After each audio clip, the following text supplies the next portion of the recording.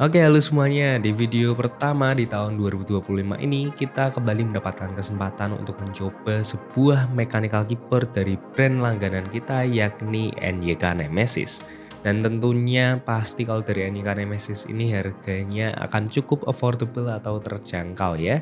Jadi kira-kira seperti apa mechanical keyboard dari NYK Nemesis ini? Tonton terus videonya sampai selesai.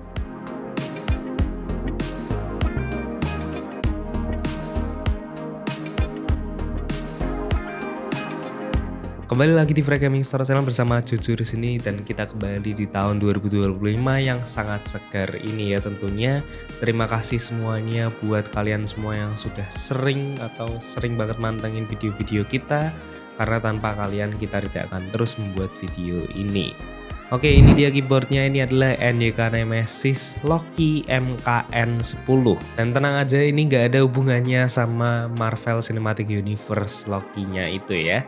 Jadi di sini dia ini harganya lumayan cukup affordable nih. Untuk harganya sendiri ada di angka Rp385.000.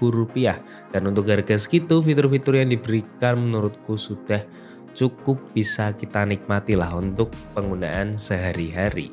Kita mulai dulu dari isi unboxingnya dulu aja ya. Di sini isinya tentu kita mendapatkan keyboardnya dengan warna yang full black. Untuk varian warnanya itu ada yang putih tapi hanya di bagian keycapsnya gitu, ada di kombinasi warna keycapsnya saja. Lanjut isinya lagi ada kabel USB Type-C to Type-A yang biasa saja kualitasnya nih dari rubber gitu, bukan yang fleksibel. Lalu ada keycap spooler dan switch spooler yang terpisah kayak gini. Dan terakhir ada buku manualnya dari Loki ini.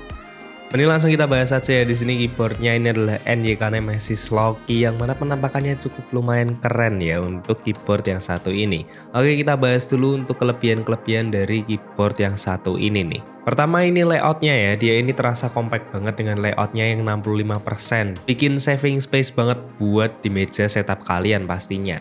Apalagi untuk koneksinya di sini sudah bisa 3 koneksi nih pastinya. Di sini sudah bisa kabel, bisa Bluetooth sampai 3 device, lalu juga bisa 2.4 JZ wireless dongle. Lalu yang aku suka lagi adalah build quality dan desainnya. Di sini build quality-nya memang terbuat dari plastik ABS semua, tapi bagian bodinya itu terasa tebal, terasa kokoh juga. Lalu desain bodinya pun sederhana banget, nggak ada tuh lekukan-lekukan aneh. Di sini kayak masa-masa mechanical keyboard awal gitulah di tahun 2010-an gitu, yang desainnya tuh mirip-mirip sama yang satu ini. Di sini branding Nemesisnya pun hanya di bagian depan kanan saja dan di bagian bawah, tidak mencolok sama sekali. Lalu keycapsnya pun terbilang not bad nih. Dia ini modelnya bukan yang transparan dengan bahan ABS yang cukup tebal sekali nih. Dan yang unik dia itu udah pakai XDA profile nih, instead of OM profile yang ada lengkungan di bentuk keycapsnya. Dia ini tuh flat aja gitu. XDA keycaps memang seperti ini. Lanjut, kelebihan lainnya tentu ada di bagian bawah keycapsnya. Di sini kita sudah bisa menemukan bahwa keyboard ini sudah hot swap universal dan sudah 5 pin. Jadi ini benar-benar bikin kita fleksibel banget kalau kita mau mengganti switch yang ada di keyboard yang satu ini. Dan terakhir yang menurutku cukup bagus di sini adalah kapasitas baterainya yang sudah 3000 mAh. Di penggunaanku di sini bisa bertahan seminggu dengan rata-rata pemakaian perharinya itu sekitar 6 jam lah, tidak lebih. Nah, itu beberapa dari kelebihannya. Lanjut yang biasa-biasa saja dari keyboard yang satu ini, yakni dia ini nggak ada tuh gasket mount structure atau apapun itu. Di sini dia hanya menggunakan tray mount saja, alias plate-nya itu di screw in ke dalam bodinya ini. Dan uniknya di sini plate-nya itu menggunakan ABS plastik yang tebal dan tidak fleksibel ya tentunya. Di sini berbeda dengan polycarbonate plate yang biasa ada di gasket mount structure. Lalu buat pilihan switchnya sendiri di sini menggunakan OTEMU switch dengan basic choices ya, yakni ada red, blue, dan juga brown. Lalu buat kekurangannya nih, apa kekurangan dari keyboard ini? Mungkin bukan kekurangan sih, lebih ke hal yang tidak aku suka saja atau aku kurang suka dari keyboard yang satu ini. Pertama, di sini lihat printing keycapsnya. Di sini masih terlihat beberapa huruf itu enggak di tengah posisinya. Jadi kayak ada yang melenceng sedikit walau terpaut beberapa milimeter saja. Lalu printing function shortcutnya itu rame aja gitu rasanya. warnanya itu sama-sama putih soalnya, enggak disamarin gitu, misal lebih ke warna gelap biar agak samar sama warna keycapsnya. Ini memang sih memudahkan kita untuk mencari function shortcutnya, tapi menurutku dengan layout yang sekompak ini lalu printingnya itu lumayan rame, jadi kurang cocok aja menurutku. Kedua ada di bagian LED backlightnya. Kalian lihat nih LED backlightnya ini dia cuman per area warnanya.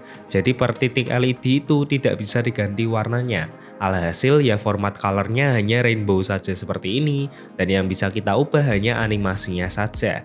Lalu nih, kalau aku cobain matiin LED backlightnya di sini masih ada satu backlight yang selalu menyala, yaitu di bagian indikator koneksinya. Jadi kalau kita menggunakan 2.4GHz misal, di sini 2.4GHz-nya ini akan menyala terus berwarna hijau. Dan itu tidak bisa kita matikan sama sekali. Ya cobalah, bisa diatur 2 menit pertama lalu dia akan mati sendiri, itu akan lebih baik sih menurutku. Dan ada satu lagi nih, andai saja, ini hanya andaikan saja di sini PCB-nya sudah menggunakan south facing PCB. Karena di sini dia ini masih menggunakan north facing PCB nih.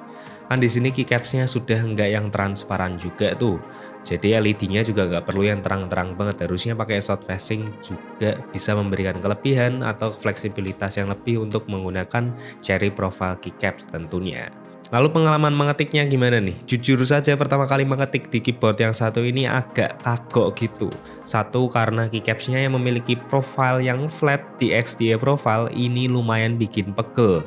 Karena body keyboard ini tidak flat, dia ini sudut kemiringannya lumayan miring. Lalu keyboard ini pun juga tinggi. Kalau di tanganku ini akan lebih enak kalau pakai wrist rest sih. Kalau nggak pakai itu rasanya capek gitu ngetiknya. Ini mungkin bakal beda kalau pakai OM profile keycaps, karena profilnya itu lebih enak kalau buat mengetik sehari-hari. Tapi di luar hal itu, feeling mengetiknya sudah tergolong cukup baik lah.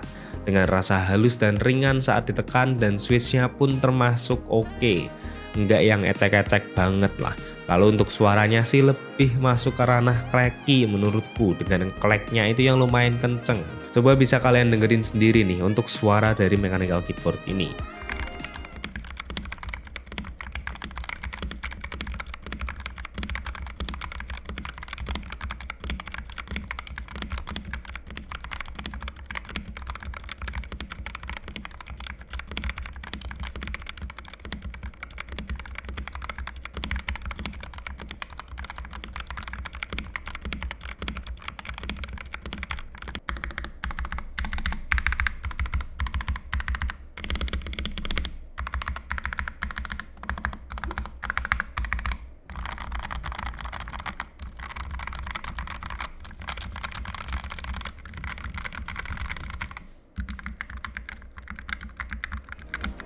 Nah, dari harga yang diberikan sebenarnya apa yang diberikan oleh NYK Nemesis Loki ini sudah sangatlah bagus. Kita lihat yang penting-penting aja nih. Pertama dari layoutnya yang compact, lalu wireless capability-nya bisa 3 koneksi itu, lalu juga baterainya besar, dan yang pasti PCB-nya sudah hot swap 5 pin universal.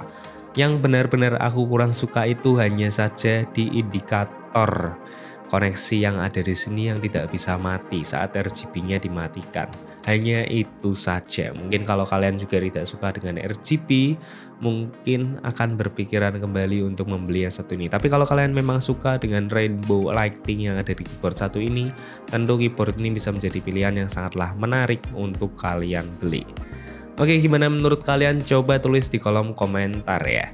Terima kasih sudah menonton video ini sampai selesai. Jangan lupa like video ini kalau kalian suka, dan juga subscribe ke channel kita untuk melihat video-video menarik lainnya tentang gadget gaming maupun gadget-gadget elektronik lainnya.